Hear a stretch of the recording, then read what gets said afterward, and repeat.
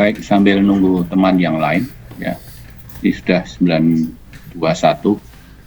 Kita mulai saja. Hari ini ada 3, Pak Hamidullah Ibda, Pak Muhammad Abduh, dan Bu Nesi Andini ya.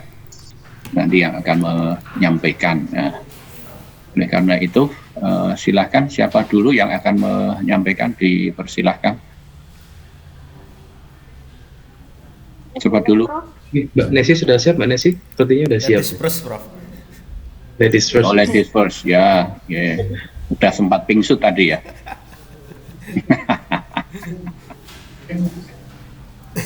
Ya, Mbak Nesi, nggih, monggo.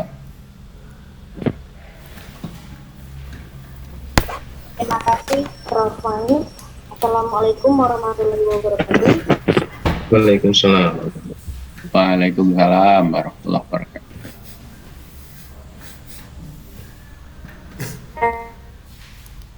Pertama, Prof. Wani dan Pak Haryanto sekaligus teman-teman semuanya. Hari ini saya yang pertama akan membahas tentang terkait dengan draft proposal disertasi. Oke. Langsung saja, di sini di bab 2 saya ada beberapa poin yang menjadi kajian usaha, yang mana ada kajian teori yang ada beberapa poin di dalamnya, dan kajian-kajian yang relevan, kemudian alur berpikir, dan pertanyaan penelitian. Nah, untuk yang poin pertama, kajian teori, bentar, maaf.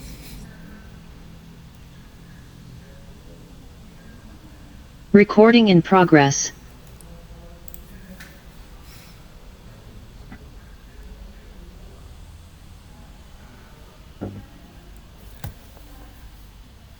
Mohon maaf, sebentar.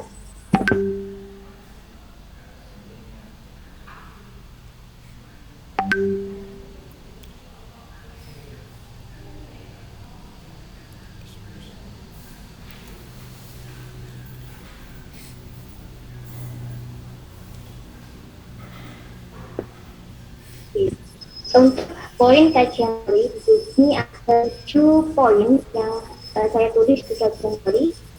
Ada pendidikan multikultural, keanekaragaman etnis, yang ketiga perkembangan bahasa, ada perkembangan keterampilan berbicara, kemudian pengajaran teknologi bicara, yang keenam integrasi budaya dan bahasa, yang ketujuh mengintegrasikan nilai-nilai multikultural dalam berbicara. Kajian utama pada poin pertama yaitu pendidikan multikultural, yang mana multikultural itu berbagai kerangka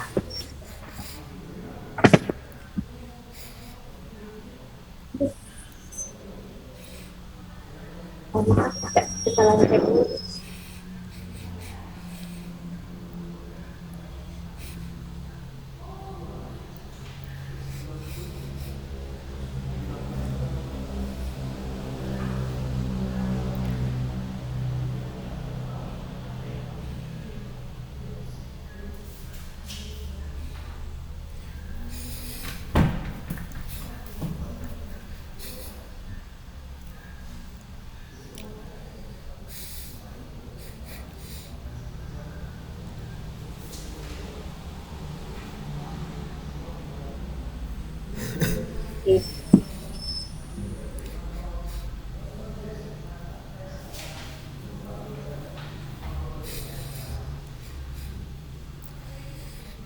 Untuk mohon maaf, kajian teori pada poin pertama itu pendidikan multikultural, yang mana di dalam sini penulis atau peneliti menuliskan, yaitu ada pengertian dari pendidikan multikultural itu sendiri, kemudian konsep pendidikan multikultural, ada nilai-nilai yang terkandung dalam pendidikan multikultural, kemudian kebermanfaatan pendidikan multikultural itu sendiri. Jadi multikultural itu sebagai kerangka konseptual yang muncul pada tahun 1970-an dalam upaya untuk memberikan dalam upaya untuk memberikan guru dengan pengetahuan dan keterampilan yang diperlukan untuk mengajar peserta didik yang beragam. Nah, menurut ahli yaitu Zeng dan Zeng yang memberi risasan terhadap konsep pendidikan multikultural yang mana merupakan bidang studi dan disiplin baru yang tujuan utamanya itu adalah untuk menciptakan kesetaraan pendidikan yang sama bagi siswa dari beragam ras, etnis, kelas sosial, dan kelompok budaya. Nah, ini adalah bidang studi yang merancang untuk meningkatkan pemerataan pendidikan bagi semua siswa yang menggabungkan antara tujuan, kemudian konsep, prinsip, teori, paradigma dari sejarah, ilmu sosial dan perilaku, dan juga studi tentang etnis. Nah, pendidikan multikultural itu memiliki nilai-nilai yang harus diikuti dalam persiapan proses pembelajaran. Nah, ada 4 nilai yang terkandung dalam pendidikan multikultural. Yang pertama yaitu penerimaan dan penghargaan terhadap keragaman budaya. Yang kedua yaitu penghormatan terhadap martabat manusia dan hak asasi manusia yang bersifat universal. Dan yang ketiga yaitu tanggung jawab terhadap dunia, kemudian masyarakat. Dan yang keempat itu adalah rasa hormat terhadap dunia. Nah, kalau kita mengambil nilai yang dikemukakan oleh Bennett di poin yang keempat, yang mana menghargai alam itu berdasarkan pada pemahaman bahwa segala sesuatu yang ada di alam itu saling bergantungan. Nah, filosofi ini itu membangun pemahaman bahwa semua kehidupan di bumi itu saling berhubungan, sehingga tindakan kita itu mempengaruhi makhluk hidup lainnya. Nah, poin yang kedua yaitu adalah keanekaragaman etnis, yang mana etnisitas didefinisikan itu berdasarkan kewarganegaraan, kebangsaan atau negara asal orang tua. Nah, keanekaragaman itu dapat berdampak positif dan juga dapat membawa manfaat. Nah, keragaman etnis ini dapat memberikan dampak yang positif bagi siswa. Nah, menurut Leiser yang berpendapat selama budaya etnis yang minoritas itu relevan, tidak tumpang tindih dengan kelompok mayoritas dan dapat dipahami, itu dapat memberikan manfaat bagi kelompok mayoritas maupun sebaliknya. Nah, mereka itu dapat mengadopsi perilaku yang bersifat non-rasional saat mereka memaksimalkan utilitas yang mereka miliki dengan memiliki kategori sosial. Nah, ini itu dapat memberikan fungsi untuk penyeimbangkan status sosial yang sesuai dengan kategori tersebut. Tetapi kembali lagi kepada bagaimana karakter siswa atau kemampuan yang dimiliki oleh siswa tersebut. Poin selanjutnya yaitu perkembangan bahasa. Bahasa anak itu awalnya berkembang secara alami. Nah, proses ini dikenal dengan istilah pemerolehan bahasa. Nah, melalui interaksi dengan lingkungan, anak itu memperoleh pengalaman yang memberikan sumbangan terhadap perkembangan bahasanya. Terlebih jika ia mulai memasuki dunia pendidikan. Nah, perkembangan bahasa tidak lepas dari berbagai macam teori psikologi.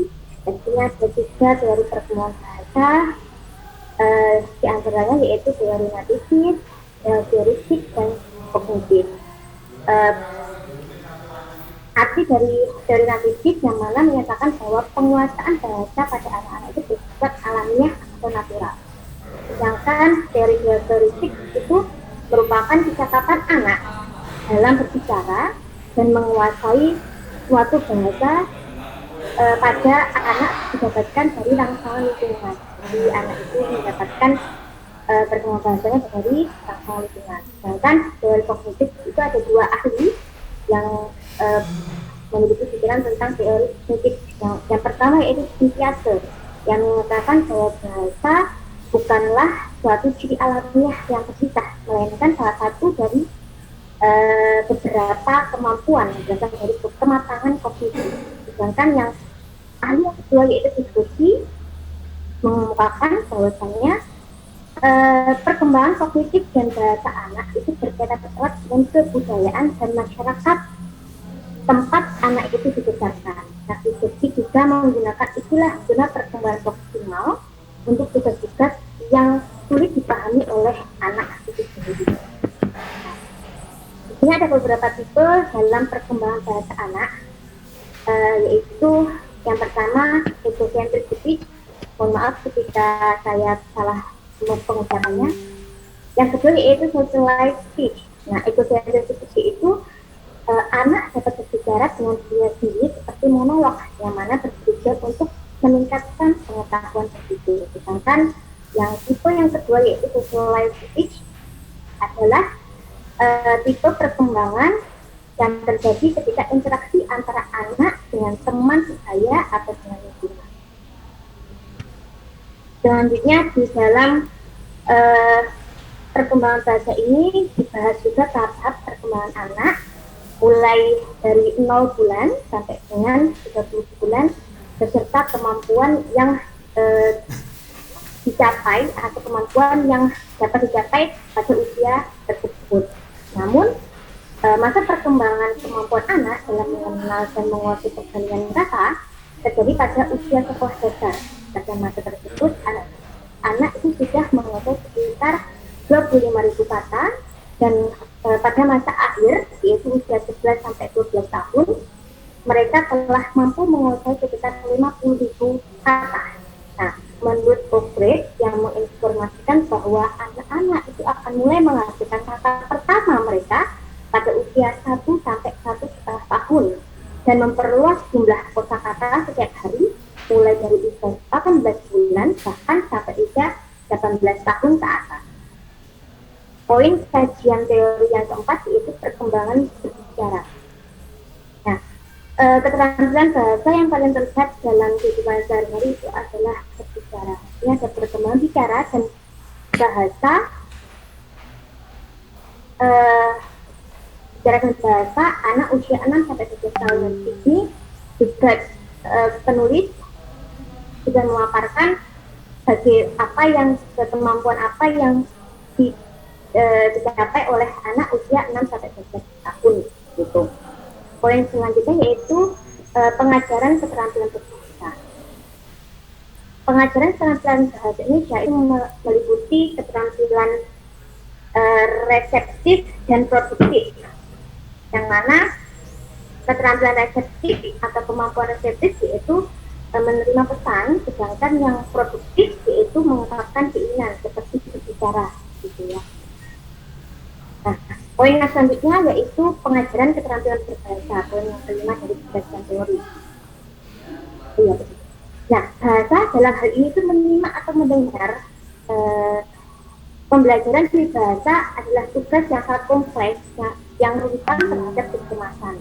Nah, kegiatan peningkatan kesadaran dalam berbicara, kemudian aktivitas kesadaran itu membantu siswa mengungkap kesenjangan berbicara mereka. Nah, bagaimana siswa ini menjadi lebih terampil karena terkadang kurangnya pengetahuan bisa menjadi masalah mengubah topik atau bagaimana merespon dengan tepat sebuah komunikasi.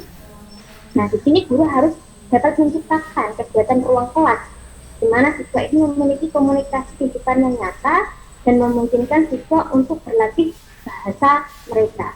Nah, kegiatan yang paling tepat untuk meningkatkan kesadaran adalah bekerja dalam kelompok. Nah, pada kegiatan ini siswa dapat bekerja sama untuk mencapai tujuan pembelajaran. Nah, bekerja dalam kelompok ini misalnya kegiatannya yaitu di kelompok, kemudian ada bermain peran, juga pemecah masalah dan pengambilan keputusan. Nah, di kelas modern, guru ini diwajibkan menerapkan berbagai metode dan teknik di dalam kelas pada saat proses pembelajaran. Nah, untuk mengajarkan keterampilan berbicara, terutama mereka fokus pada pengajaran bahasa yang komunikatif dan pembelajaran kolaboratif karena komunikasi didasarkan pada situasi kehidupan yang nyata dan lebih berguna dalam mengembangkan keterampilan komunikasi di antara para pelajar. Nah, para berbicara ini dianggap sebagai salah satu keterampilan positif sesuai dengan maksud penuturnya. Menurut Brown, mengklasifikasikan menjadi 5 jenis, yaitu ada imitatif, intensif, responsif, interaktif, dan ekspresif.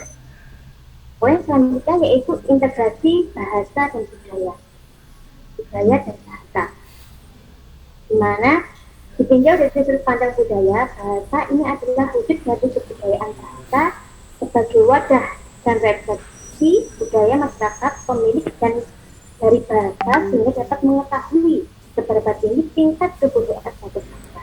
Ini ada 4 kemungkinan yang menggambarkan hubungan antara bahasa dengan masyarakat, yaitu yang pertama, struktur sosial akan mempengaruhi atau menentukan struktur perilaku linguistik, bisa juga tingkat etnis, status sosial, jenis kelamin, dan lain-lain. Yang kedua yaitu struktur linguistik akan mempengaruhi struktur sosial, yang ketiga bahasa dan masyarakat akan saling mempengaruhi, dan yang terakhir yaitu tidak ada hubungan antara keduanya. Nah, akan tetapi berdasarkan analisis yang seperti ini itu lemah sifatnya dan banyak kritik yang diajukan oleh para linguis itu sendiri. Hubungan antara bahasa dan faktor-faktor non-linguistik bersifat amat kuat yang disebabkan oleh faktor-faktor seperti dialek, dialek, kemudian ragam bahasa, bisa dari formal, non-formal, lateral, umur, kelompok penuturnya seperti geng, dasar, dan lain-lain. Poin yang terakhir pada kajian teori yaitu mengintegrasikan nilai-nilai multikultural dalam berbicara.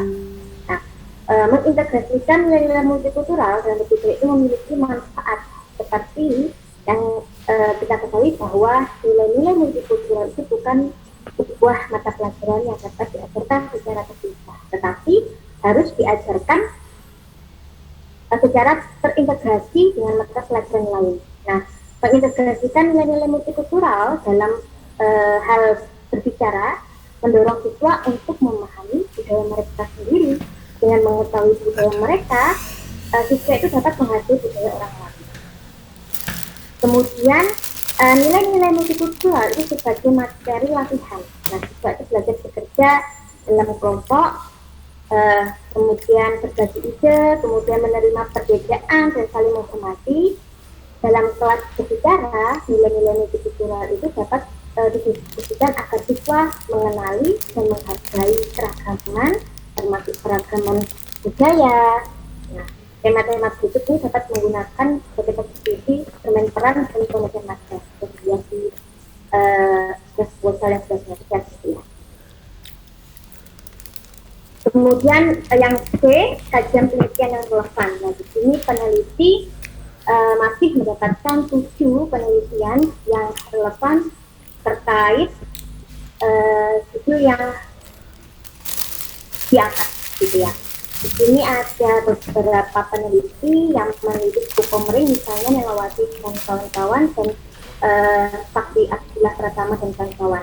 Nah, peneliti ini meneliti tentang pengembangan bahasa, sedangkan penelitian yang akan diangkat yaitu perkembangan bahasa pada keterampilan berbicara siswa sekolah dasar yang multikultural. Penelitian selanjutnya dilakukan oleh Yani dan Lapalainen dan kawan-kawan.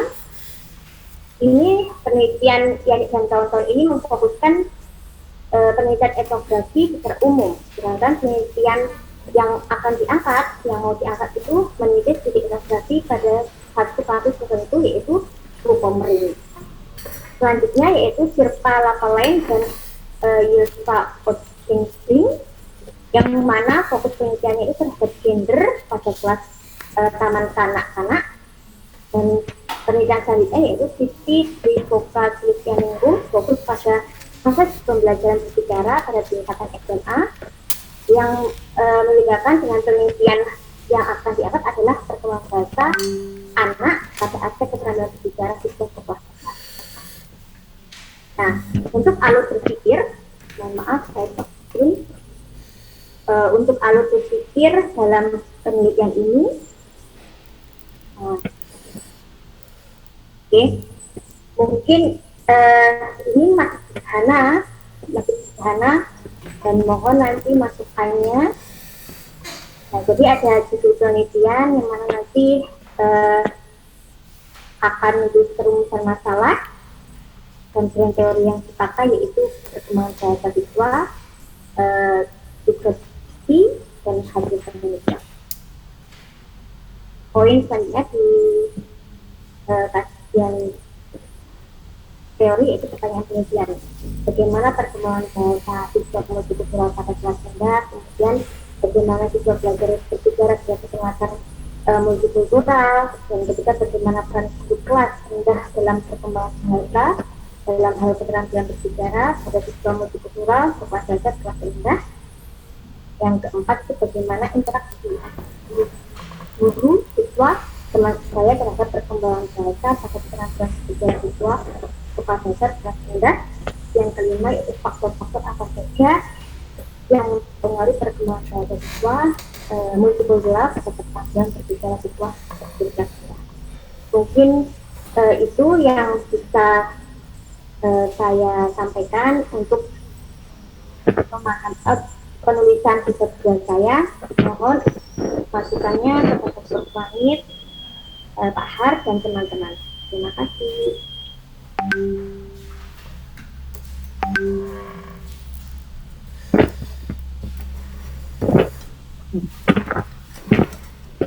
Silakan teman-teman dahulu untuk memberikan saran, pertanyaan, komentar untuk Mbak Nesi.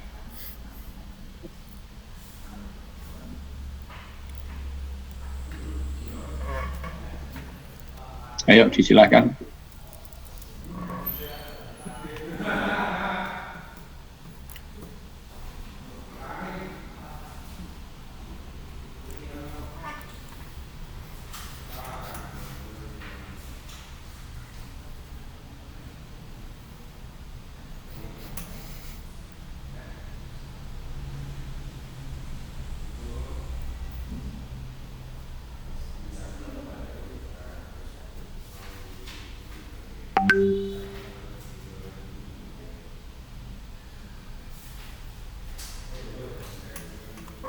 Atau tidak dari teman-teman?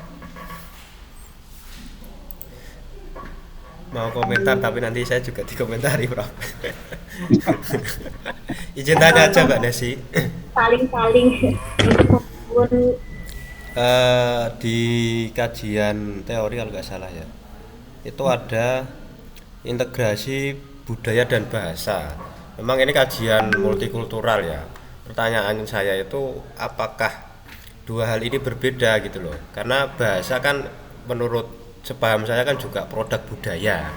Nah, apakah itu dua hal yang berbeda sehingga perlu dibuat teori atau ditulis integrasi bahasa dan budaya dan bahasa, atau ada maksud apa peneliti membuat pengertian atau kajian teori itu? Jadi itu sih sebenarnya, karena ini kan lebih ke multikulturalisme di suku atau di daerah Komering ya. Nah itu kira-kira bagaimana?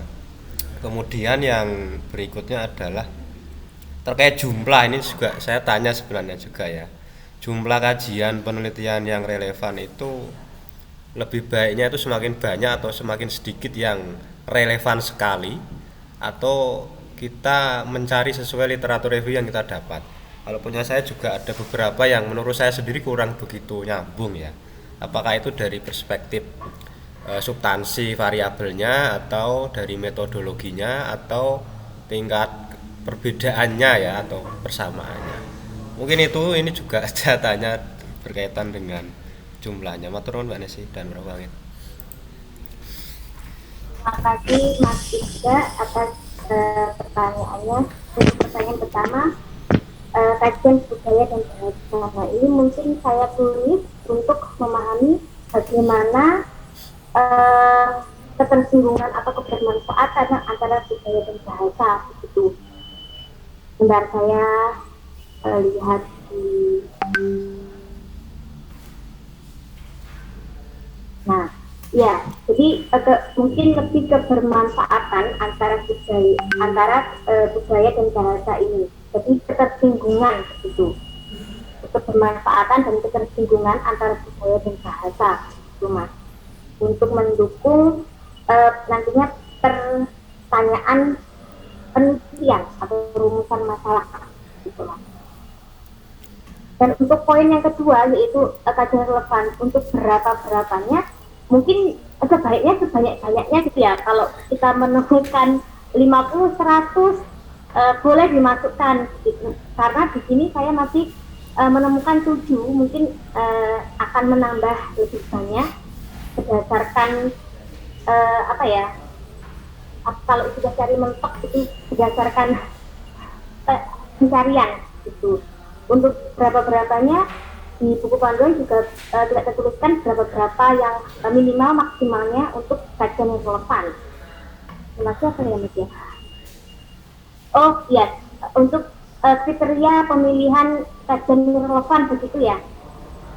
Ya mungkin untuk disesuaikan dengan rumusan masalah atau apa variabel yang mau kita angkat begitu. Menurut hemat saya, mungkin nanti Prof. Wangit dan teman-teman lain yang mempunyai pendapat lain tentang bagaimana kriterianya, kemudian berapa yang baik ditulis atau dimasukkan dalam kajian penelitian yang relevan begitu Mas Ida.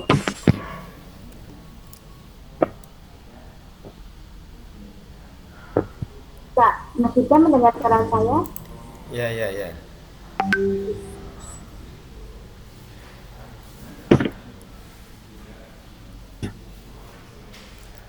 Ya tadi hanya apa namanya, core-nya itu kalau judulnya kan jenengan itu perkembangan bahasa ya pada masyarakat yang multikultur. Nah, apakah pokoknya cara teori itu bahasanya dulu atau lebih ke multikultur? Itu kan masyarakat yang apa ya, multikultur di Komering itu. Nah, makanya framework teorinya itu apakah tadi bahasa kan bagian dari budaya ya, sepaham saya ya.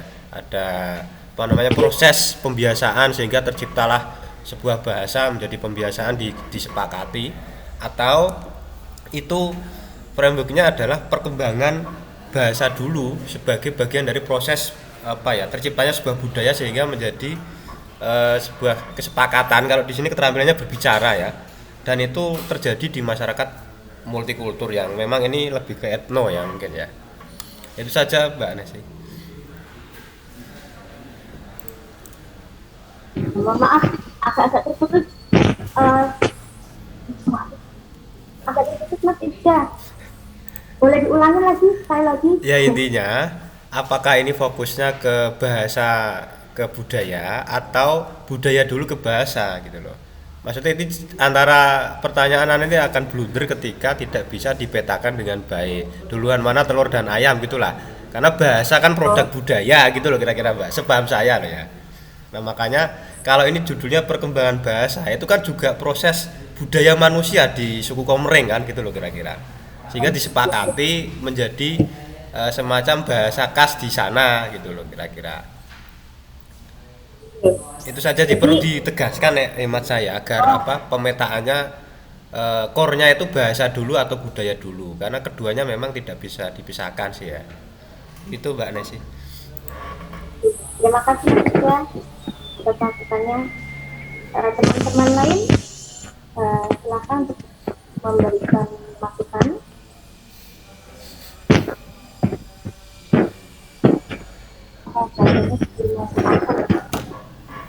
Silahkan dari yang teman-teman lain. Adakah catatan, masukan, komentar?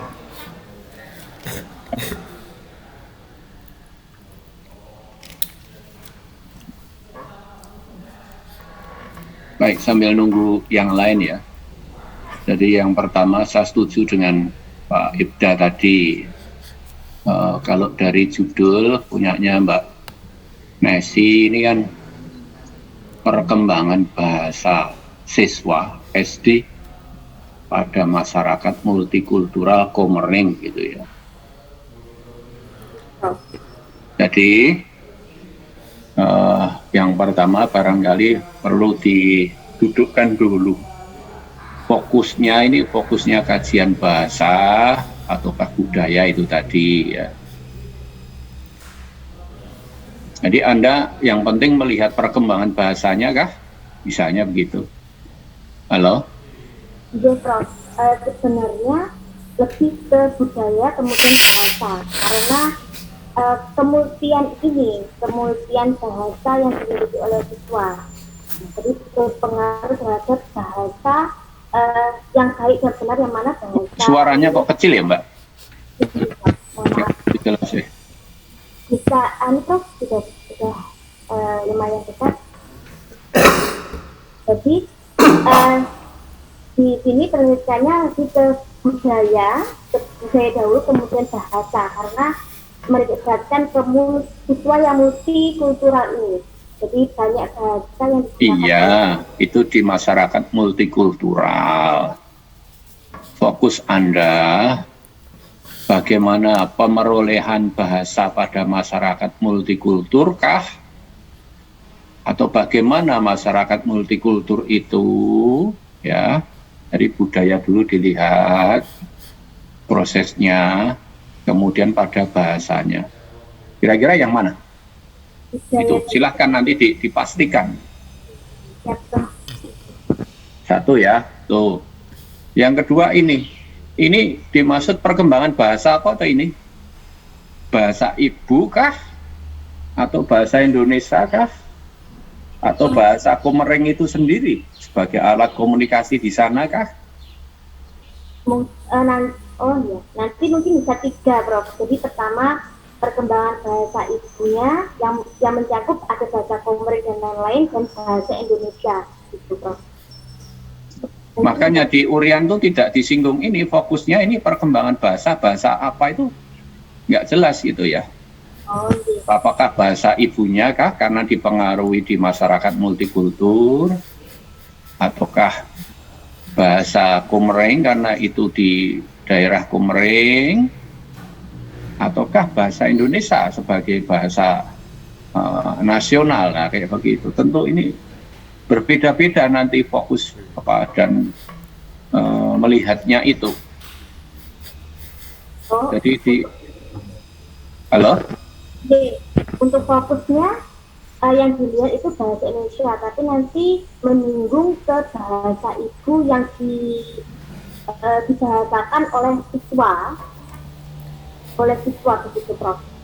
Fokus utamanya tetap bahasa Indonesia berarti ya? Ya, Prof. Nah, makanya tolong nanti di ureannya juga diperjelas bahwa ini melihat perkembangan bahasa dimaksud adalah perkembangan bahasa Indonesia, kayak begitu ya. Soalnya ini pada masyarakat multikultural ya, tidak, walaupun siswa SD di sekolah, nah itu beda nanti. Makanya ini harus hati-hati, itu bahasa Indonesia di sekolah atau ke bahasa Indonesia di masyarakat. Yang mengajarkan bahasa Indonesia itu di masyarakat atau di sekolah? Di sekolah, Prof. Nah, makanya ya urutannya biar nanti semua diikuti jelas, disampaikan secara runtut gitu ya, ada nyambungnya pertanyaannya itu jadi jelas. Itu dari judul ya, jadi sudah mulai banyak pertanyaan gitu. Oke, di bab 1 saya melihat di rumusan atau fokus masalah ya tadi itu halaman berapa ya? Nah, halaman mulai 19-20 itu. Rumusan permasalahan yang akan diangkat dalam penelitian itu di situ sudah Anda menuliskan ada 6 gitu. Belum sudah ada 6. Nah, itu ya satu sisi. Tetapi di belakang ketika Anda cerita tentang di akhir bab 2 yaitu tentang pertanyaan penelitian ya. Ya toh. Pertanyaan penelitian ini justru hanya jadi 5. Iya toh. Nah, lazimnya biasanya kalau yang di awal itu lebih skopnya lebih luas sehingga jumlahnya lebih sedikit, tidak terlalu terinci. Tapi di sini biasanya nanti karena sudah ditambahkan dengan kajian itu biasanya akan jadi lebih rinci, jumlahnya lebih banyak. Tapi Anda ini bisa kebalik malah. Jadi rumusan di awal malah lebih banyak daripada pertanyaan di sini ini. Ya. Tuh. boleh menanggapi Prof? Ya, Mungkin kekurangan di dalam membaca tadi Prof. Sebenarnya yang saya maksud yang pertanyaan yang di bawah alur berpikir itu sebenarnya ada enggak Prof? Mungkin kurang penulisannya begitu. Nah, untuk yang masukan dari Prof bahwasanya nanti di pertanyaan penelitian itu lebih melebar menjadi banyak begitu. Nah, untuk untuk baiknya kalau saya samakan dengan rumusan masalah di pertanyaan penelitian itu bagaimana Prof? nah itu apa bedanya kalau sama? Kenapa ada rumusan masalah, kenapa ada pertanyaan penelitian kalau sama saja? Bedanya apa kalau sama? Jadi harus lebih Makanya lazimnya kalau sudah di pertanyaan penelitian itu lebih rinci karena sudah didasari dengan teori, mendapatkan informasi dari penelitian yang sudah dilakukan orang dan sebagainya kayak begitu itu. Nanti revisi ini bukan Ya. aja. Oke, silahkan nanti ditata lagi. Ya. bersuun Prof. Kalau revisi Terus terus ada lagi ya, di Iya.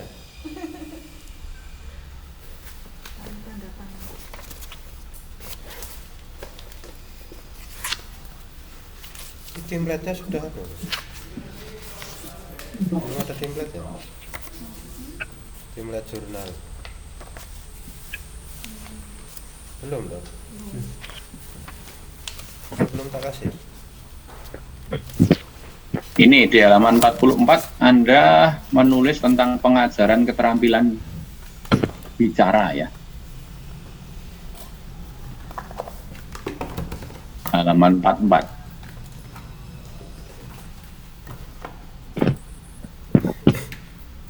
Jadi Prof, Ya, gini, apakah di dalam pembelajaran bahasa itu hanya memang terpisah-pisah gitu? Kelihatannya bahasa kan itu paling tidak 3 apa ya? Di sana itu ya antara aktif pasif ya. Itu semuanya itu ya jadi satu di pembelajarannya itu. Kalau khusus untuk di sini Anda kaji keterampilan berbicara, bagaimana kalau khusus untuk pembelajaran di anak SD-nya itu seperti apa ini? Ada belum kajian itu?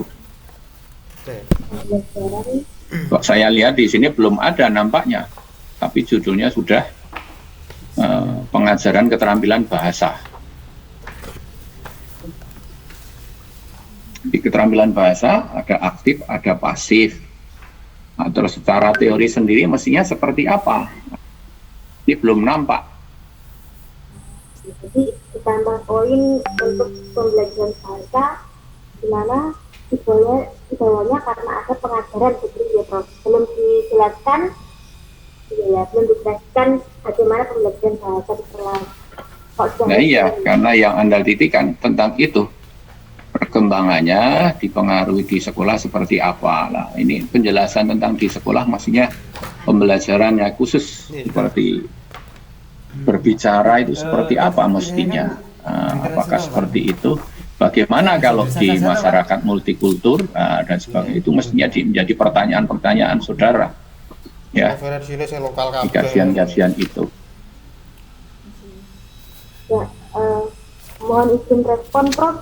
Jadi untuk pembelajaran bahasa yang multikultural itu tetap mikor aja ya Prof ya. Jadi nanti jelaskan bagaimana misalnya kayak perkembangan bahasa sendiri, terus perkembangan bahasa itu seperti apa, terus perkembangan bahasa yang multikultural begitu ya Prof.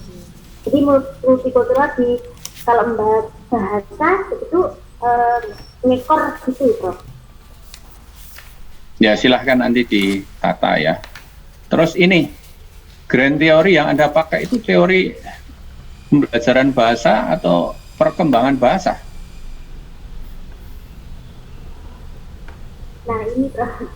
Nah makanya itu karena saya baca Ini kok agak membingungkan toh ini, grand teori pembelajaran bahasa atau perkembangan bahasa? Kan dua hal yang berbeda itu. Nanti ada Kak. Untuk yang grand teorinya, karena judulnya perkembangan bahasa terhadap budaya, jadi pakai diskusi, tapi gimana ya, dan juga menyinggung pembelajarannya juga, Prof, untuk penelitiannya nanti. Kalau di sini ya, yang Anda jelaskan tadi untuk perkembangan bahasa, ya, Anda kan menulis ada 3 di bab 2 itu. Ada teori Anda ngambil dari Chomsky ya, pertama, bahwa bahasa itu diperoleh karena ada LED itu, Language Acquisition Device. Itu dari Chomsky 1 ya. Dari teori nativis dari Chomsky, kemudian teori behavioris ya, dan ada lagi satu teori kognitif. Tapi di belakang ketika Anda merangkum tentang kerangka pikir ya, nampak di sana kok jadinya Vygotsky 3 ini kok nggak muncul. Jadi sebenarnya yang Anda pakai yang mana? Ya, Prof. Ini masalah konsistensi, jadi sebenarnya Anda fokusnya kemana itu mestinya Anda konsisten, itu apa yang ingin Anda cari. Memang ada di sini setelah tadi kajian kognitif tadi Anda nyinggung Vygotsky. Itu ya. Karena menurut saya Dan ini nggak lengkap ini. Anda nulisnya ini nggak lengkap. Kalau kita lihat di teorinya Vygotsky, Anda nulis hanya egocentric speech, socialized speech, private speech, ya nggak ada ini. Coba nanti Anda cari sumber yang lebih mapan gitu ya. Cari yang benar-benar tulisannya dari Vygotsky, Anda ngerti.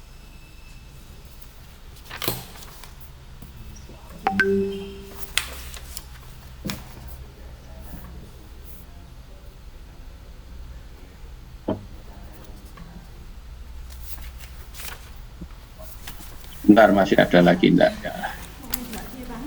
Nah, satu hal lagi, kalau Anda ingin perkembangan bahasa ya di masyarakat yang multikultur, kajian Anda tentang perkembangan bahasa apa saja yang mempengaruhi ya. Tahap Anda pakai tahapannya siapa? Ini untuk kelas berapa nanti Anda teliti? kelas rendah 1, 2, 3. Ya. Ada keterangan bicara. Kelas berapa? Halo Mbak Nesi. Halo Prof. Pada kelas rendah 1, 2, 3 Prof. Pada keterampilan berbicaranya. Terlalu kompleks nggak? Biasanya satu kelas saja itu nanti karena mengikuti perkembangan itu sudah rumit lah. Saran saya, tapi kalau Anda 1, 2, 3 bagaimana itu nanti? Ya, ini pertimbangan aja itu. Ya, jadi, termasuk apa yang mempengaruhi kalau di misalnya satu kelas itu kan tahapan usia kira-kira di situ sudah ada. Seperti Anda tuliskan di sana apa saja sudah ada berapa banyak. Teori sekarang sudah bisa menjelaskan itu. Nanti kalau kelas 2 tentu beda, kelas 3 beda, jadi lebih rumit nanti. Itu untuk pertimbangan aja gitu ya.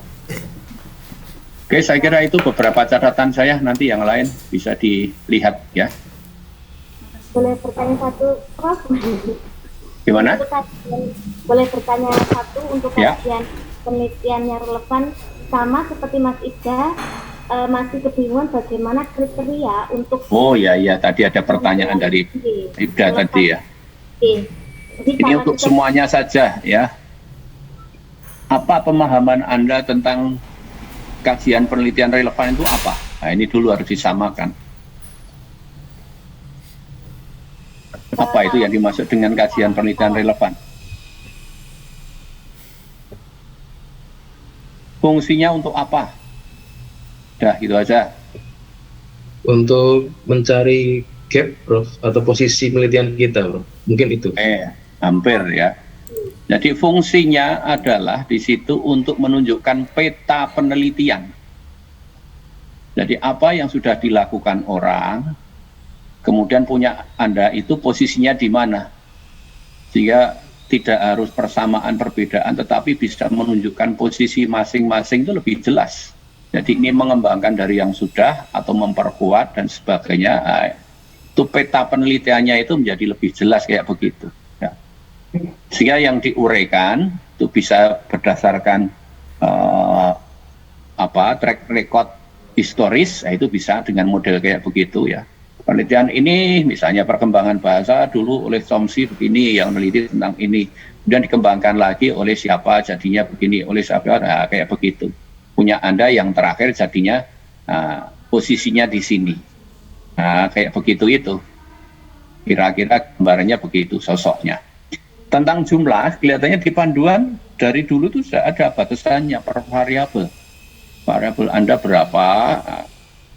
Kelihatannya ya kalau S3 itu semakin banyak itu ya. Semakin banyak untuk melengkapi perspektif wawasan saudara kayak begitu. Dan ada batasan tahunnya ya. Itu Mbak Nesi. Oke Prof, terima kasih banyak atas masukannya dan teman-teman.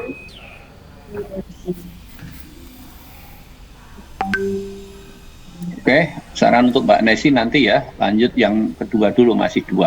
Siapa dulu? Pak Abdul atau Pak Ibdah? Mungkin Pak Ibda dulu, Mbak. Keburu-buru Jumatan tadi katanya. Sudah pakai PC. Sebagai PC. Saya ngalah aja. Ya. Mohon izin Prof dan Pak Har. Untuk bahan, Assalamualaikum warahmatullahi wabarakatuh. Untuk bahan sudah kami kirim tadi malam, meskipun agak malam ya. Sedikit saja yang kami sampaikan pada kesempatan kali ini.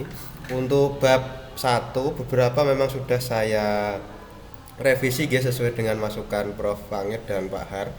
Kemarin yang memang sedikit agak terkendala ya bahasanya atau membingungkan saya itu terkait dengan karena ini grounded teori, jadi masalahnya itu apakah hal yang negatif dalam tanda kutip ya, misalnya guru sekolah dasar itu harus di Semarang khususnya yang dilatih atau yang belum. Nah kemarin yang saya tulis itu adalah yang sudah dilatih, dan itu nanti yang akan kita groundedkan karena mereka yang sudah istilahnya memiliki bekal untuk melakukan kompetensi profesional itu. Jadi kemarin yang agak masih menjanggal itu. Nah untuk kajian teori sendiri ada beberapa konsep ya atau teori yang saya terapkan. Yang pertama adalah guru sekolah dasar profesional. Ini kami mengutip dari Undang-Undang Guru dan Dosen. Kemudian di situ juga intinya adalah guru itu ya tenaga pendidik profesional ya. Artinya kalau belum mendapat sertifikat profesi atau PPG ya belum sah secara hukum disebut guru profesional gitu kira-kira.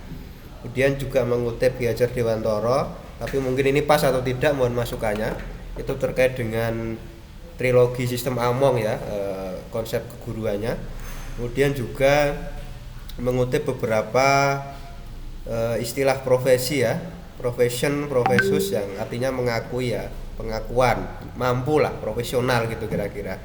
Kemudian juga mengutip beberapa indikator guru profesional, ada 5 itu menurut Konrad dan Gabrijak itu ya, memiliki keterampilan pedagogik yang baik dalam pembelajaran, kemudian memiliki kemampuan yang lebih untuk mengetahui identifikasi siswa berbakat dan seterusnya, menjadikan kemajuan siswa lebih cepat dalam mencapai hasil pembelajaran, dapat mengelola jumlah pertanyaan divergen dan mampu mengelaborasi penggunaan kritik dan berpikir kreatif. Itu beberapa indikatornya. Kemudian di teori yang kedua yaitu kompetensi profesional guru sekolah dasar. Di situ juga kami jelaskan sebelum ke kompetensi profesional itu 4 kompetensi yang kemarin disarankan ya. Pedagogi, kepribadian, sosial, dan profesional itu. Kemudian lebih jelasnya kompetensi profesional ini juga intinya guru yang mengajar profesional lah ya dalam menjalankan profesinya. Kemarin sudah saya coba dudukkan antara profesional, profesionalitas dan profesionalisme. Nah, kalau di konteks arah dari penelitian kami ini sebenarnya hanya sebatas profesional ya. Kalau profesionalitas itu ya bersifat sesuai profesi ya gitu ya. Tapi kalau profesionalisme kayaknya tidak sampai ke sana, Prof. Jadi terlalu dalam variabelnya. Saya belum berani untuk mengangkat itu karena memang judulnya juga hanya mengarah kepada guru sekolah dasar profesional ya. Jadi belum sampai kepada profesionalisme gitu kira-kira. Kemudian juga ada beberapa indikator yang saya kutip untuk kompetensi profesionalnya. Kemudian yang ketiga, nah ini mungkin pandangan lain ya. Saya bayangannya itu ada semacam kompetensi digital karena dari beberapa literatur yang saya kutip itu memang ada digital competence seorang guru itu di dalam era digital. Artinya selain kompetensi profesional secara keguruan, ternyata di dalam menghadapi era revolusi industri 4.0 itu guru harus memiliki digital competence ya. Di situ juga ada beberapa ya, seperti kemampuan menggunakan komputer, internet, keterampilan pengoperasian perangkat keras, navigasi website, mengedit, eksplorasi online, telepon pintar, penguasaan literasi digital. Kemudian juga ini mungkin masih pandangan saya kurang dalam. Kemarin saya menemukan bahwa kompetensi digital itu secara substansi hampir sama dengan kompetensi literasi digital. Nah, ini mungkin butuh masukan. Artinya kalau literasi digital ini lebih kepada penggunaan perpaduan pedagogi dan ICT ya. Jadi penggunaan dua rumpun konsep yaitu pedagogik dan penggunaan ICT. Saya juga masih membeli beberapa buku tapi belum datang ya tentang cyber pedagogi itu. Jadi ternyata literasi digital secara substansi sama dengan kompetensi digital. Dan di situ dibutuhkan seorang guru. Jadi itu kira-kira yang kemarin saya temukan, dan ini juga karena saya konsentrasinya sama Mbak Nesi ya, bahasa Indonesia. Kemarin ada masukan dari Prof. Yaryadi itu untuk aspek bahasanya di mana gitu. Jadi saya masukkan literasi digitalnya itu. Makanya agar sedikit nyambung lah. Jadi tidak hanya secara umum tentang kompetensi digital. Nah, yang terakhir yang kemarin perlu didudukkan itu adalah era digital. Nah, era digital ini saya memang belum memasukkan tahun dari kurun tahun berapa ya, kalau sejarahnya terlalu panjang mungkin ya. Intinya era ini ya era abad 21 revolusi industri 4.0 ya, digital era revolusi industri ini yang intinya sudah ada perkembangan manufaktur ya, mekanisme otomatisasi, mesin uap, produksi massal di jalur perakitan dan seterusnya. Ya, ini kalau mengacu beberapa literatur tapi belum saya masukkan ya yang Klaus Schwab itu ya sekitar tahun 2020-an ya sampai sekarang gitu. Karena sebelumnya adalah revolusi industri 3, 2 dan 1. Jadi itu kira-kira. Kemudian ada konsep juga yang saya kutip itu era digital intinya ya era di mana semuanya berbasis paperless ya, internet ya, e-book, e-lib dan seterusnya, yang itu sudah masuk di dalam konteks pendidikan. Nah, lalu siapa yang nanti akan kita teliti ya, sebenarnya guru-guru yang sudah mendapatkan pelatihan itu. Dan ini sudah saya konsultasikan dengan kopromotor ya. Kalau kita neliti yang sudah kompetensi digital ya yang sudah mendapat pelatihan, kalau tidak dapat pelatihan ya lucu, akan paradoks bahasanya. Jadi itu kira-kira untuk kajian teorinya.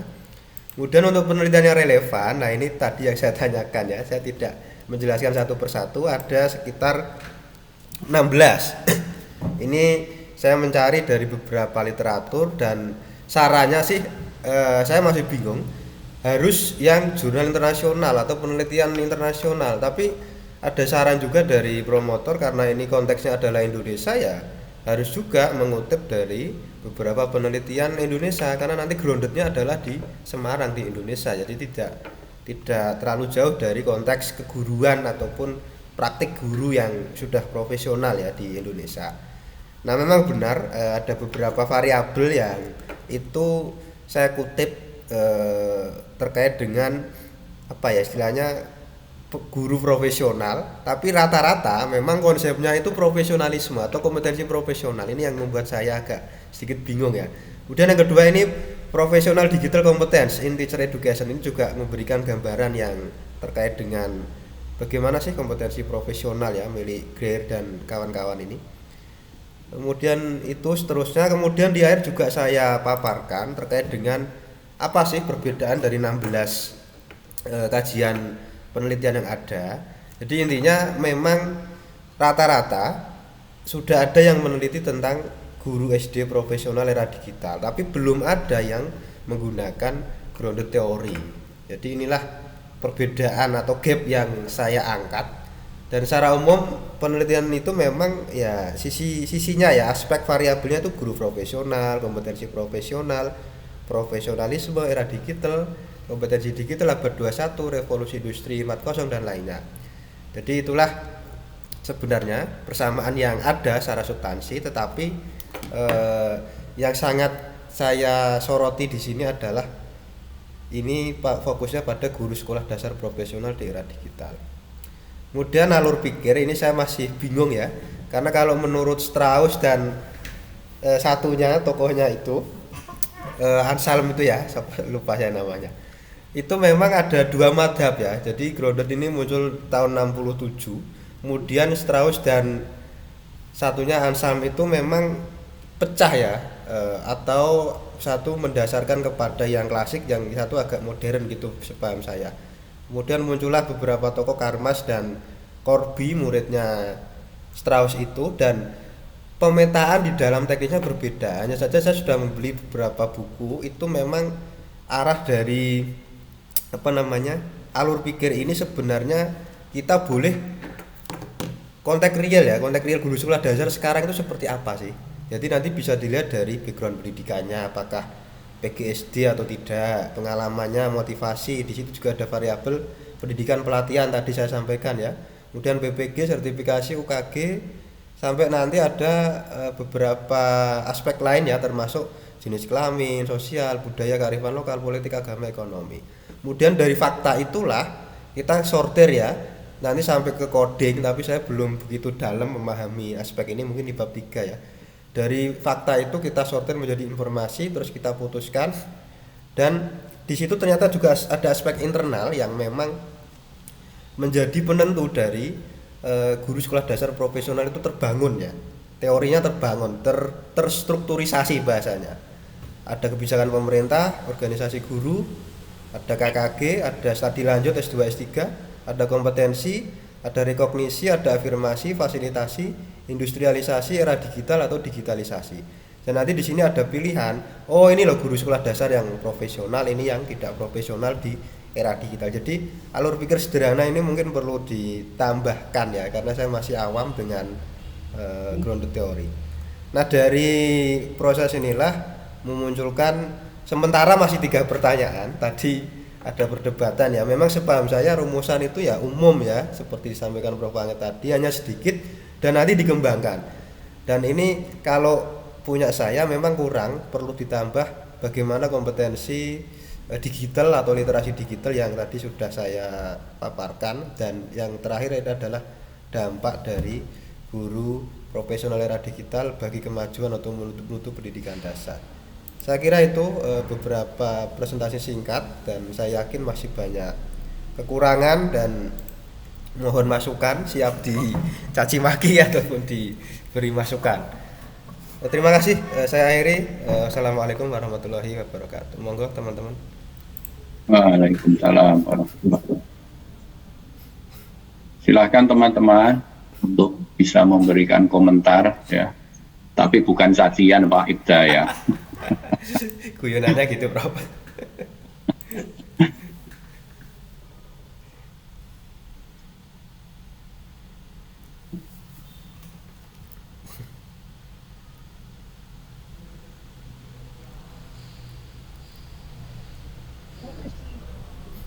Ayo, siapa mau beramal?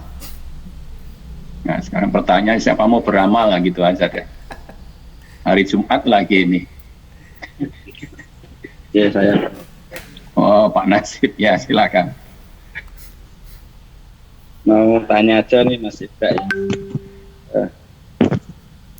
Kalau tadi terkait dengan kajian pustaka ya, memang kalau konteks kita itu Indonesia, apa namanya, ya mungkin untuk memberikan gambaran ke Indonesianya memang sangat perlu kita mengobservasi Indonesia. Nah, terkait dengan ini tadi apa namanya, keterampilan digital ya, keterampilan digital guru itu kalau dari literatur yang di luar itu sudah ada belum Mas? Sudah, itu beberapa dari luar ya Mas. Kompetensi digital kompetensi istilahnya ya. Itu sudah ada itu. Sudah ada ya. Sudah ada. Itu malah dari luar semua rata-rata, yang di Indonesia sebenarnya hanya mengadopsi dari jurnal-jurnal yang sudah ada itu. Tapi itu saya bingung membedakan antara ini fokus kompetensi digital atau literasi digital, karena saran dari konsentrasi harusnya literasi digital karena bahasa Indonesia konsentrasinya gitu kemarin sih. Literasi. Ya, ini aja Mas, artinya nanti meskipun Mas Ibda ini kan grounded ya, tapi kalau sudah ada gambarannya di luar, kemudian di Indonesia itu hanya biasanya kan hanya mengadopsi itu, sehingga nanti groundednya tidak terjebak dengan apa yang sudah ada itu aja. Di groundednya malah nggak ketemu nanti. Ya itu aja mungkin supaya nanti kelihatan diekspor yang di luar itu perlu diekspor semua itu. Kan Mas Ibda. Oke, motor Mas. Motor.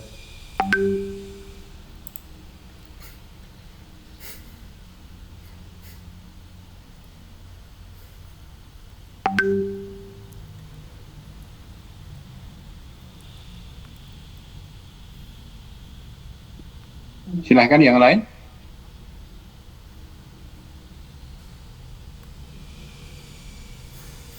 Baik, sambil nunggu ya, biar waktunya tidak terbuang. Pak Ibda, begini ya, ketika saya baca ulang itu timbul pertanyaan ya. Iya, Bro. Begini, sebetulnya kan guru sekolah dasar profesional era digital. Jadi dalam pemikiran saya, ini tataran berpikirnya itu 3 ini paling enggak. 1 guru SD, sebab ada guru yang lain, ada guru TK, guru SMP, guru SMA, kan begitu, guru SD. Kemudian profesional, jadi sebab nanti guru SD ada yang tidak profesional, gitu ya. 1 lagi, tapi profesionalnya di era digital. Jadi ada 3 tataran ini. Terus tadi sudah disampaikan ya, ini sudah saya tulis tapi terlanjur saya tulis enggak, nanti diapikan aja ya. Karena itu 3 tahap, ada guru SD profesional di era digital. Nah, pertanyaannya itu adalah, ini nanti kan di bab 2 itu kan mestinya berbicara secara teori guru SD yang profesional di era digital itu. Jadi sosoknya 3 itu kategorinya. Masalahnya nanti ketika ke lapangan, walaupun itu ketemu guru SD, belum sudah ketemu yang tidak profesional. Kayak begitu. Tambah lagi tadi era digital tadi ya, itu sudah dibatasi tadi yang melek literasi digital lah, kayak begitu tadi. Kalau ternyata tidak ada, bagaimana itu? Itu masalahnya tadi ya. Tapi tadi sudah dijawab. Nanti yang dicari yang sudah mendapatkan pelatihan, kan begitu tadi. Iya, Bro. Nah, kan berarti sudah kira-kira nanti makhluknya itu ketemu kan begitu. Nah, sekarang gini. Yang kedua, di bab 2 itu belum saya ketemukan secara jelas itu ya, tadi sekilas-sekilas itu sudah disinggung-singgung. Nah, makhluk itu tadi indikatornya apa? Bahwa itu adalah makhluk yang guru SD profesional era digital. Jadi kira-kira nanti yang mau dikembangkan kira-kira yang kayak begini, sehingga nanti ketika FGD itu benar enggak kayak begini ya, kan kayak begitu. Pak Ibda nanti sudah ada gambarannya kayak begitu. Nah, orang nanti akan bisa berdasarkan itu berkomentar, wah itu bagus karena begini. Wah, ada yang kurang nih begini. Tapi syaratnya itu tadi, indikatornya harus jelas dulu, ini yang dimaui seperti apa. Sehingga nanti ketika Anda FGD ya, ataupun Anda ketika ke lapangan itu lebih jelas, walaupun di sana tidak dikatakan ini loh profesi yang era digital, ya kayak gitu, itu yang saya cari. Nah, kan kayak begitu itu. Maka di sini ya setelah baca di bab 2 ini ya, terus kira-kira yang seperti apa, maka itu adalah indikatornya. Nampaknya belum ada ya itu ya Pak ya, secara spesifik gitu ya. Ya, memang ini sekalian tanya Bro. Itu kan dari beberapa kumpulan teori orang-orang pakar-pakar ilmuwan itu.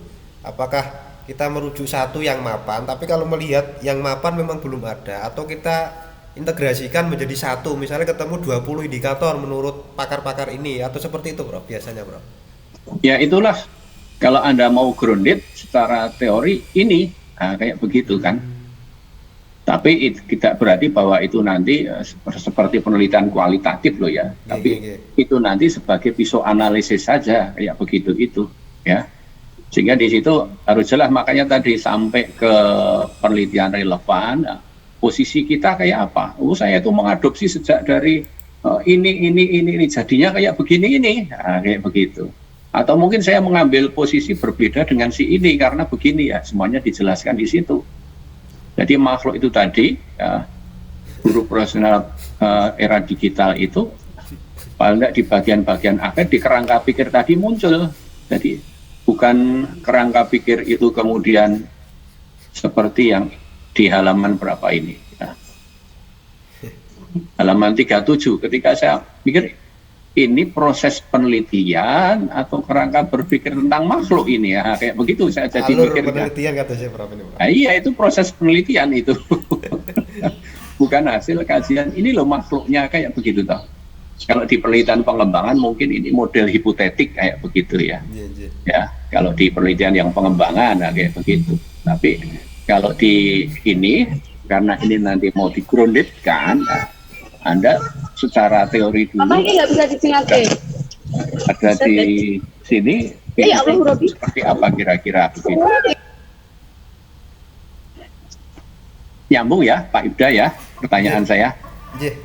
Sekaligus minta saran Prof. Jadi kalau di beberapa buku metode grounded itu yang mahasiswa doktor itu kan belum banyak teori di kepalanya bahasanya gitu, maka diperlukan teori yang mapan karena belum doktor atau profesor. Nah, maka di penelitian saya ini memang harus ada teori yang mapan tentang guru sekolah dasar profesional, nanti kita cek di lapangan seperti apa sehingga kita groundedkan. Tapi kalau arah dari secara umum menurut Strauss pun itu memang grounded teori itu gak terlalu banyak teori, justru malah kita menggali fakta, kita coding menjadi sebuah teori. Lah mungkin posisi saya ini kan masih studi, apakah yang pertama atau kombinasi keduanya Prof, saya masih belum punya bayangan. Ya, kalau kepahaman saya seperti yang dikatakan Strauss itu tadi, maka ketika Anda dapat teori-teori itu sebagai pisau analisis tadi istilah saya. Jangan sebagai dibangun sebagai teori ya gitu ya. Tapi itu sebagai indikator kira-kira arahnya nanti ini. Nah, kayak begitu. Maka itu kerangka pikir kita. Bahwa kalau yang era digital misalnya paling tidak itu menguasai ini loh, nah, kayak begitu. Di sana ukurannya apa itu menjadi jelas. Misalnya ini era digital apa di proposal Anda ini kelihatannya kan belum kayak begitu. Yang berbasis e-paper Internet of Things itu Bro. Nah misalnya itu ada hal-hal kayak begitu itu ya. Dan itu didukung misalnya sampai ke penelitian yang sudah dilakukan orang, ya, posisinya seperti apa. Oh yang ini belum banyak dilakukan orang, belum banyak diungkap orang. Yang ini sudah, yang ini kayak begini. Nah, itulah di kerangka pikir itu dijelaskan semuanya di situ.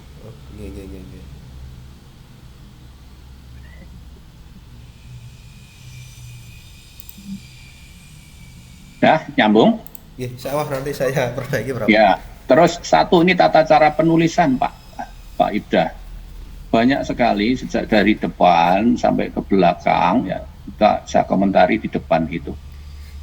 Ketika kita menuliskan ada pengarang atau penulisnya, kemudian tahun, kemudian Anda sering menuliskan P misalnya ya, P.25, nah kayak begitu. Itu maknanya apa? Itu gawan dari Mendeley-nya, Bro. P itu page maksudnya, Bro. Nah iya, tapi apakah saya edit biasanya manual atau pripun nggih? enggak, gini, kalau pakai page itu biasanya kalau langsung. Kalau Anda ngutip langsung itu, jadi sama persis itu biasanya pakai halaman kayak begitu itu. Tapi kalau Anda itu, misalnya ini langsung. Dalam konteks ini, sebentar, dalam konteks ini ada satu contoh kalimat. Ini mau tak tandai dulu, ada yang di halaman berapa ini? 36 misalnya di atas itu ya. Dalam konteks ini saya tidak setuju kalau ada kata ganti ini, soalnya peneliti ya gitu, jangan sampai ya buat netral aja. Dalam konteks ini tidak dimulai dengan teori, namun memulainya dengan satu area kasus atau apa yang dibiarkan dalam area tersebut dibiarkan muncul. Glaser Staurus 67, artinya Anda merujuk di pendapatnya Glaser Staurus tahun 67 itu dalam buku itu secara utuh, kayak begitu, tidak perbagian. Dan juga Corbin Strauss, kayak begitu ya. Tapi di bawahnya lagi, alur pikir bla bla bla bla, Hamzah 21, page 25. Berarti ini Anda merujuk pada mestinya ada satu pernyataan yang dari Hamzah itu di halaman itu. Biasanya ini kalimat-kalimat langsung kayak begitu itu. Coba Anda baca di APA itu ya, aturannya kapan menggunakan P, kapan tidak lah kayak gitu. Ya.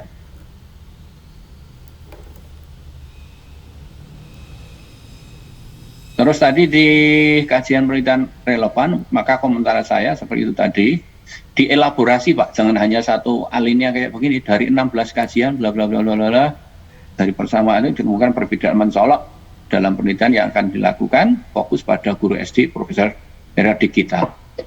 Sing koyo ngopo, kan kayak begitu, nggak jelas ini ya. Ini tadi, penyataan tadi, mestinya di sini ini ya, sudah mulai muncul itu. Kalau Anda sudah mulai banyak mendapatkan tadi ya, misalnya sisi guru profesional itu seperti apa, kemudian profesional, apakah Anda sama dengan mereka atau berbedakah? Ya, kompetensi profesional, profesionalisme, ini semuanya coba lebih dielaborasi, jangan hanya jadi satu alinea seperti ini, sehingga nanti biar menjadi lebih jelas itu. Oke, secara umum untuk grounded ini sudah mulai mapan ya, nanti tinggal ditata kembali, diperkuat untuk mengembangkan lebih lanjut. Oh, satu lagi di bab 1 ini ada satu catatan, ini di rumusan fokus ya dengan tujuan supaya itu dibuat konsisten ya. Iya, Bro. Kalau Anda tuliskan di rumusannya ada 3, silakan nanti tujuannya juga biasanya harus 3, nomorisasinya jelas kayak begitu. Itu aja tata cara nulis aja. Sedikit Prof dari saya Prof. Oh ya, moga Pak. Sempat ini, mau sempat karena sebentar lagi ini Jumatan ini di sini sudah. Begini, jadi apa namanya, menarik judul penelitian ini karena akan mencoba menggrounded tentang guru profesional ya, guru SD ya. Nah oleh sebab itu ya memang kalau grounded dalam arti yang sesungguhnya memang kita tidak berangkat dari teori, karena orang grounded itu kan datang ke lapangan, mengumpulkan data itu berserakan nggak tahu nanti akan berwujud apa, lalu nanti dicoba, karena data itu kan serpian dari apa namanya puzzle kan, setelah disusun, oh ternyata ini. Nah memang dalam tanda kutip ya, tidak. Justru kalau orang mau grounded berangkat sudah terframe oleh konsep-konsep tertentu, itu malah dalam tanda kutip bias gitu ya. Jadi nanti menerjemahkannya bias. Tapi karena ini disertasi ya, karena disertasi karya ilmiah ya tetap harus dikasih teorinya. Nah untuk apa? Betul Prof. Anggi tadi ya, sebagai pisau analisis. Nah apa yang kira-kira mau kaji teorinya, ya kembali ke fokus, ya kembali ke fokus penelitian atau rumusan masalah. Jadi kalau rumusan masalahnya itu tentang bagaimana kompetensi, bagaimana strategi, dan bagaimana dampak, ya teorinya berkisar itu. Bahkan saya menyarankan begini, ya meskipun sekali lagi kita nggak tahu ya, kita kan ada masalah profesionalisme guru itu. Coba Anda amati, guru itu sebelum profesional, sebelum memperoleh tunjangan profesi, itu kan upayanya keras sekali untuk bisa memperoleh. Tapi begitu memperoleh, itu ada semacam apa ya, titik balik itu, kejenuhan itu. Jadi kalau dibuat grafik itu, seperti ada terjun bebas gitu ya. Nah ini maintenance terhadap profesionalisme guru, itu polanya bagaimana, strukturnya bagaimana, itu menarik itu, dilihat itu. Karena ada orang yang membandingkan dokter itu, dokter spesialis, semakin tua, semakin profesional, semakin banyak pasien. Nah guru itu enggak, pada titik tertentu, kulminasi, lalu terjun bebas. Jadi seolah-olah kalau sudah menerima tunjangan profesi, selesai. Tidak mau meningkatkan profesionalismenya. Nah ini kan menarik itu ya. Makanya menurut mas saya di bab 2 itu, kalau ingin lebih memperluas fokus ya, di samping yang sudah dibahas itu, yang di bab 2 ini, draft ini, ya, perlu juga dikaji tentang strategi pengembangan. Perlu juga dikaji landasan teori tentang pola pengembangan guru profesional. Ya kalau strategi kan urutan ya, jadi menentukan urutan. Bagaimana sih pengembangan guru profesional itu yang baik, apa dalam jabatan atau prajabatan misalnya. Nah itu kan perlu dipertimbangkan sebelum kita ke lapangan. Ya, nah pola-pola pengembangannya apakah cenderung top down, apa bottom up ya. Nah yang terpenting juga maintenance ya, maintenance terhadap guru profesional. Nah ini yang menurut saya perlu juga itu. Kalau Anda ingin lebih komprehensif ya terkait melihat guru profesional itu dari berbagai perspektif. Nah supaya lalu nanti kan itu meskipun grounded kan nanti kalau itu ada temuan kan menarik itu. Ya terutama bagi pengambil kebijakan ya. Jadi maintenance-nya ternyata guru profesional itu ketemu bahwa polanya seperti itu, dan siapa tahu di dalam proses pengumpulan data itu juga ketemu ternyata ada juga guru yang meskipun sudah menerima tunjangan profesi, dia tetap juga menjaga memelihara profesionalismenya, atau ada upaya kepala sekolah atau upaya kepala dinas yang terus memelihara itu dengan cara bagaimana itu, nah terserah hasil mintanya seperti apa gitu ya. Itu. Lalu yang kedua, betul tadi Prof. Nurwangid, jadi alur itu jangan hanya langkah-langkah ya, di situ harus fokus penelitian itu harus tervisualisasi ya di dalam alur itu, karena itulah yang akan diteliti. Jadi fokusnya misalnya strateginya, polanya, maintenance-nya, nah itu harus kelihatan di dalam bagan yang dituangkan dalam alur ini ya. Nah dengan begitu ya saya kira alur ini memang menjadi gambaran utuh dari kajian-kajian teori yang sudah dibahas sebelumnya. Jadi intinya kan itu kerangka pikir mau alur pikir ya, karena memang kalau penelitian kualitatif kan namanya bukan kerangka pikir tapi alur pikir ya. Itu sebenarnya kan visualisasi dari perasaan atau ringkasan dari teori-teori yang dikaji sebelumnya kan gitu ya. Saya kira itu. Lalu pertanyaan penelitian tolong dirinci deh, dirinci lebih detail. Kurang rinci Bang. Iya, fokusnya itu kan ada itu, lalu masing-masing apa ya. Kalau perlu tadi saya menambah pola pengembangannya, maintenance-nya ya, itu misalnya. Itu bagus itu. Karena yang jadi masalah itu guru itu kalau sudah dinyatakan profesional, sudah memperoleh tunjangan profesi, itu cenderung ya sak penae gitu loh. Nah itu benar nggak, itu beberapa anggapan ada yang begitu ya. Tapi kan belum tentu benar juga pandangan itu. Nah Anda teliti gitu loh. Anda teliti, benar nggak itu anggapan itu. Kalau enggak kan ya kasihan guru yang dianggap orang tenanan gitu. Padahal meskipun dapat juga dia tenanan kan gitu. Nah itu kan menarik gitu ya. Jadi penelitian ini saya kira akan memperoleh sesuatu yang tentu akan memberi manfaat ya bagi ya paling tidak profesionalisme guru di sekolah dasar. Saya kira itu dari saya. Terima kasih Prof. Angit. Assalamualaikum warahmatullahi wabarakatuh. Waalaikumsalam. Terima kasih Pak Har.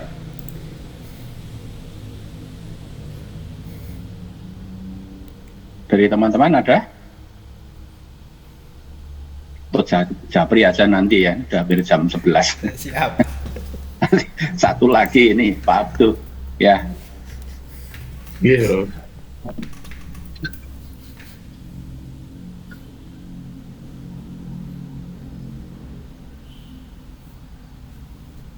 Baik. Bismillahirrahmanirrahim. Assalamualaikum warahmatullahi wabarakatuh. Terima kasih Prof. Angit, Pak Haryanto dan teman-teman atas kesempatan dan waktunya. Izinkan saya untuk mencoba memaparkan secara singkat tentang draft bab 2 yang sudah saya saya susun.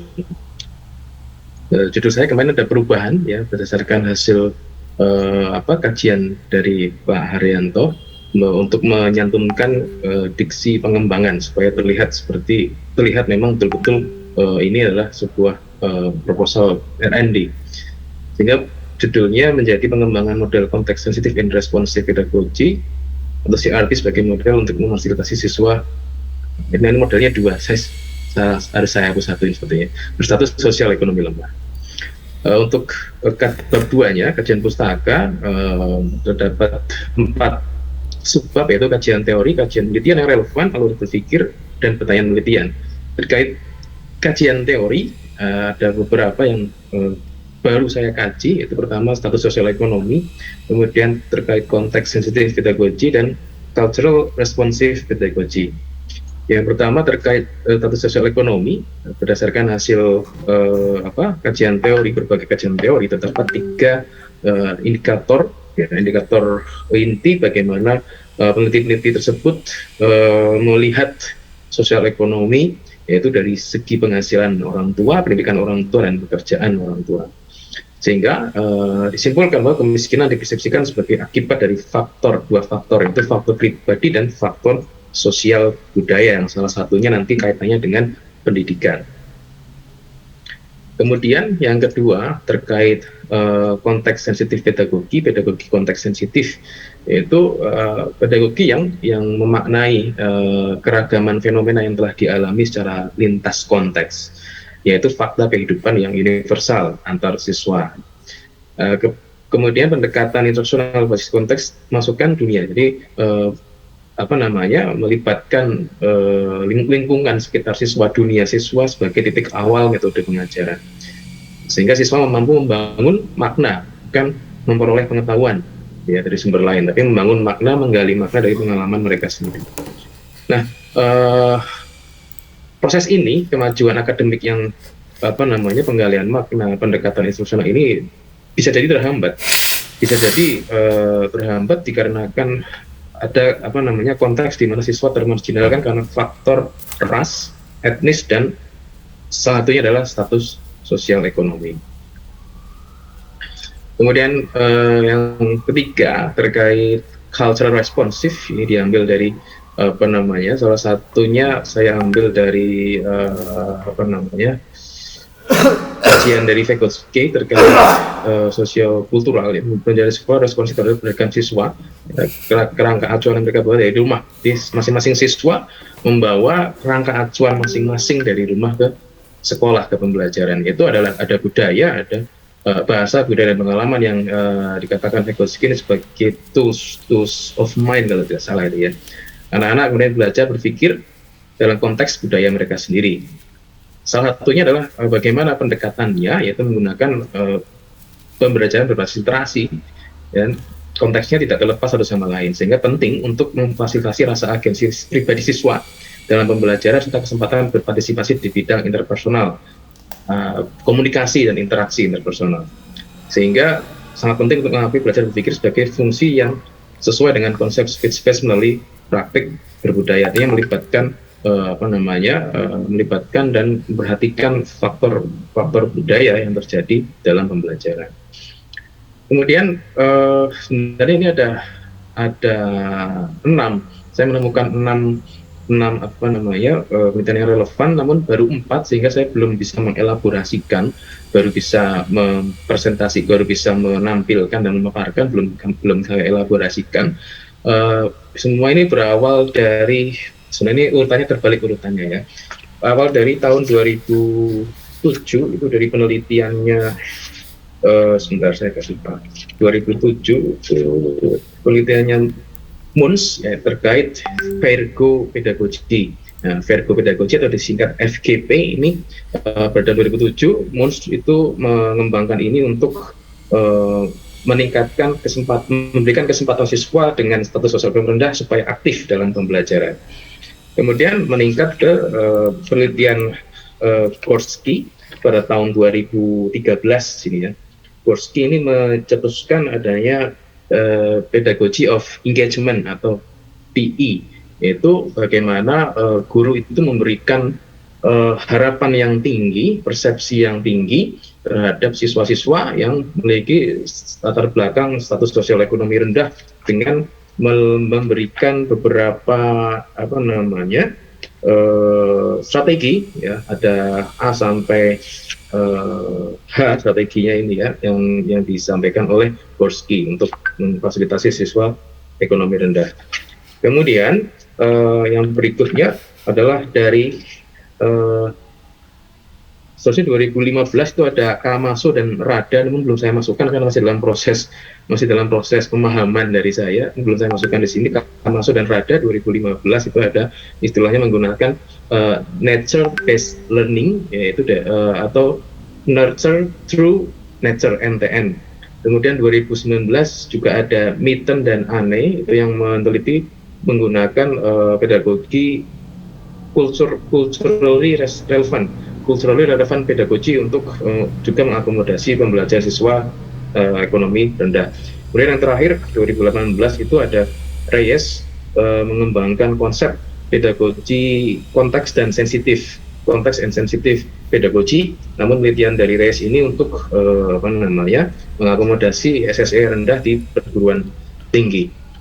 Nah, jadi baru ada 6 yang saya temukan, tapi baru 4 yang saya tampilkan karena yang 2 belum benar-benar saya pahami, sehingga belum bisa saya elaborasikan secara holistik.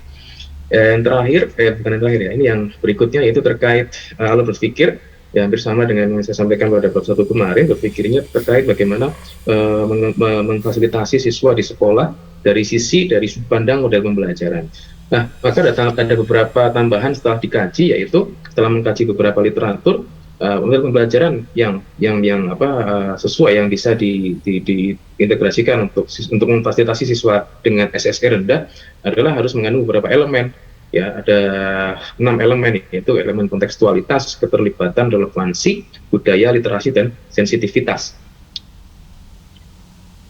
Nah, ini yang dari penelitian terdahulu relevan ini mereka berdiri sendiri, kontekstualitas sendiri, keterlibatan sendiri, relevansi sendiri, budaya sendiri, literasi sendiri, sensitivitas sendiri. Saya ingin mencoba untuk meramu untuk menjadi satu, sehingga menjadi satu kesatuan yang utuh, gitu.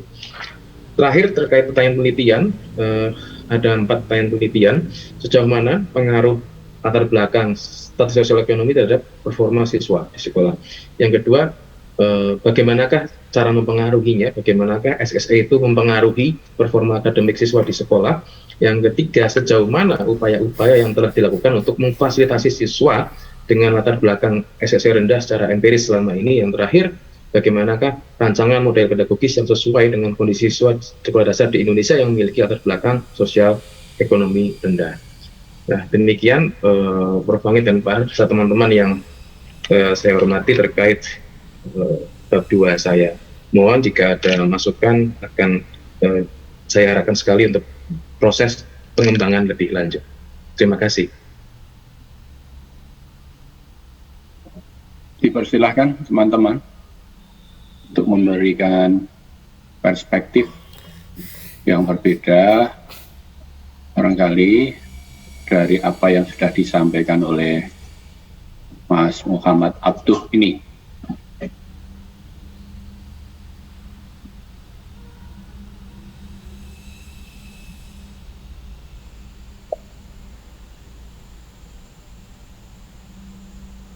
Saya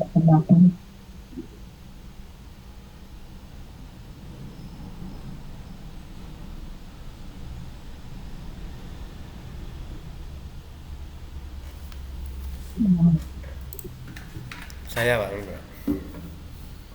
Silakan Pak Ida. Iya, Mas Ibda. Tanya Mas Abdul. Ini Iya. kan kalau membaca judulnya kan RND ya. RND atau kualitatif ini?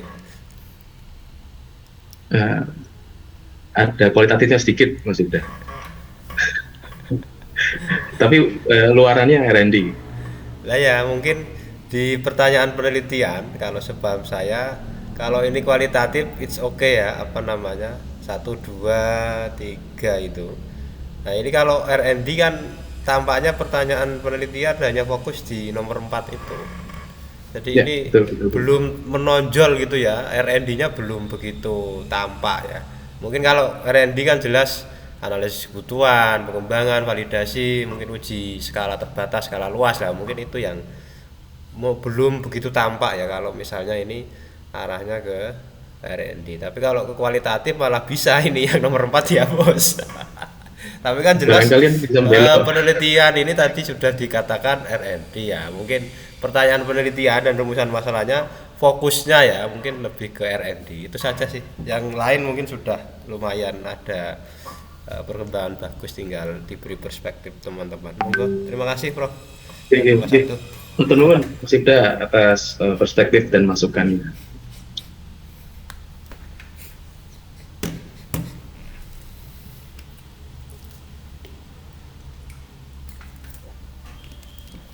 Ada yang lain?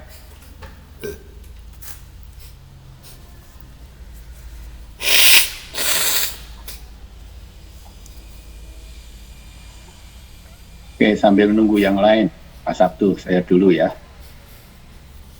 Iya, Bro. Oke, untuk judul sudah dirubah ya. Coba nanti dipertimbangkan. Ini pengembangan model konteks sensitif and respon pedagogi CRP sebagai model untuk memfasilitasi siswa SD berstatus sosial ekonomi lemah. Bagaimana kalau disingkat lagi ya, biar modelnya itu tidak 2 kali modelnya ya. Jadi modelnya muncul 2 kali. Jadi misalnya pengembangan model CRP ini langsung aja misalnya sebagai fasilitasi siswa SD berstatus. Jadi model untuk itu hilang bagaimana coba? Itu pertimbangan aja itu ya dari judul. Jadi langsung sebagai fasilitasi siswa SD ya kayak begitu ya. Usul aja dari judul ya. Oke, terus di daftar isi dengan daftar isi ini kita bisa melihat kira-kira isinya keseluruhan seperti apa.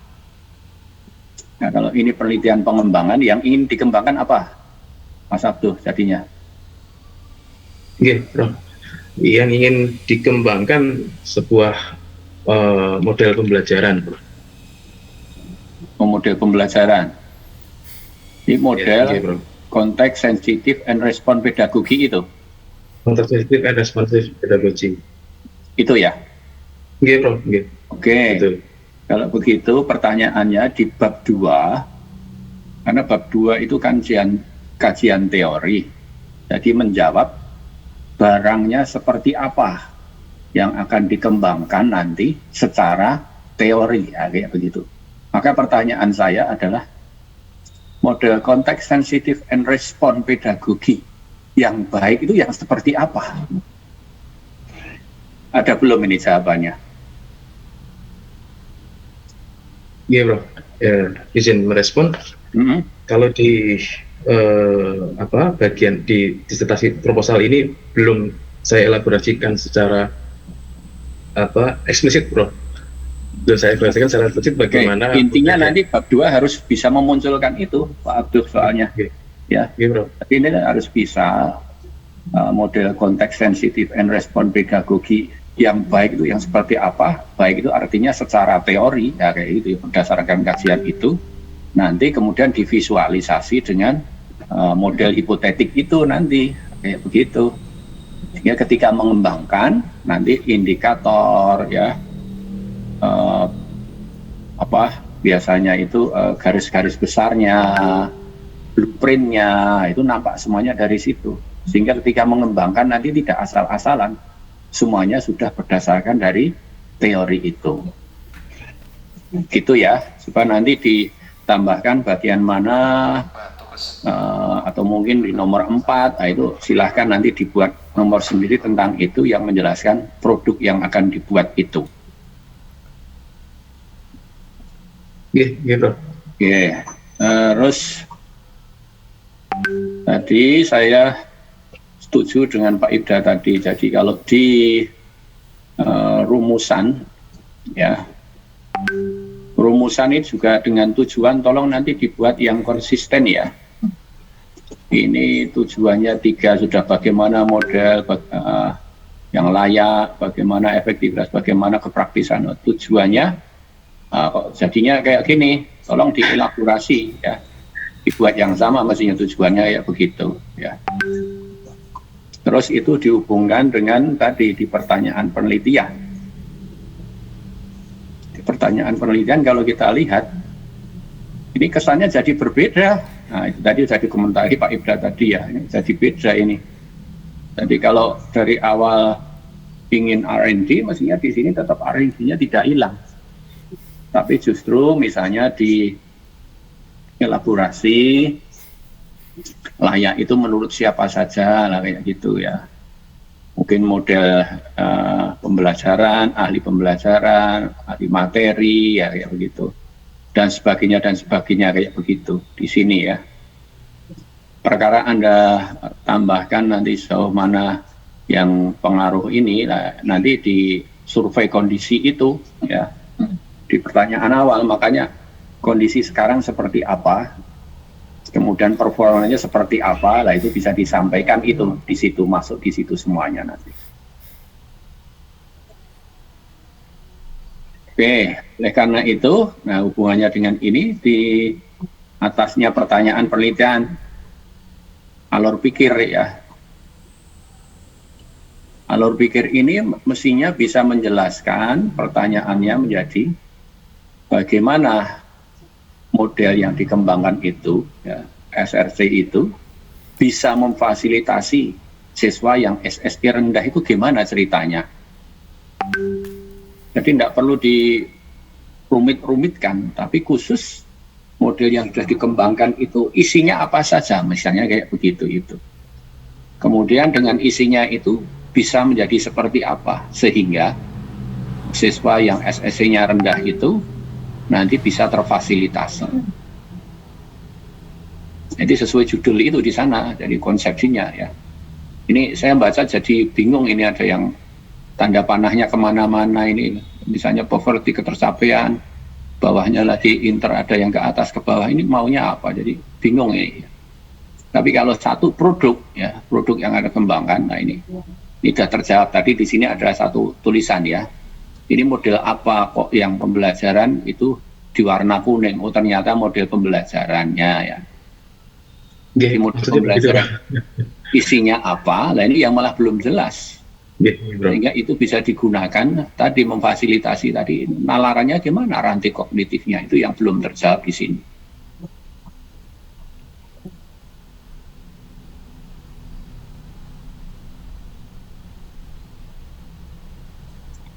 Oke, yang lain-lain nanti bisa dilihat ya, dilengkapi untuk selanjutnya. Oke. Matur nuwun sangat, Prof. Matur nuwun sangat, Prof. Bapak Ibu sekalian, teman-teman. Recording stopped. Ada komentar untuk Mas Abduh?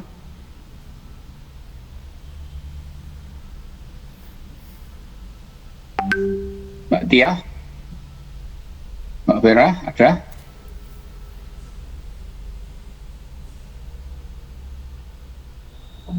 Tidak ada? Baik, kalau tidak ada, untuk hari ini kita cukupkan sekian dulu ya. Insya Allah kita ketemu lagi besok hari Selasa kalau begitu. Kita akhiri dengan doa syukur, dipersilahkan. Alhamdulillahirrahmanirrahim. Terima kasih, mohon maaf. Assalamualaikum warahmatullahi wabarakatuh. Waalaikumsalam. Alhamdulillah. Mohon izin, saya live. Iya, bro. Matur nuwun, bro.